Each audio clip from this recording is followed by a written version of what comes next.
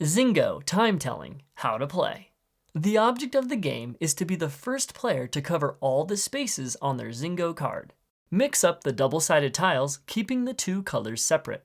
Then, load the blue tiles into the left side of the game unit and the orange on the right.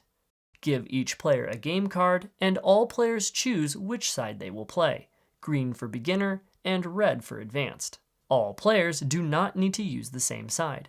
Pick a player to be the dealer. The dealer slides the game unit forward, then back to reveal two numbers. There are no turns. All play happens simultaneously. Players race to call out the number in the tray that matches the correct number on their card. Blue is hours and orange is minutes.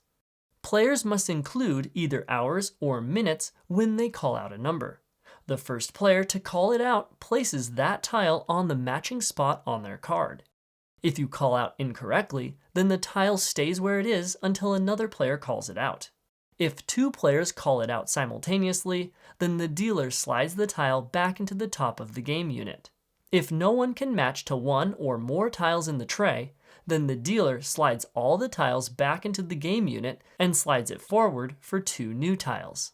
If a player can match both tiles for a single clock on their card, then they must call out the correct time of that clock to claim them.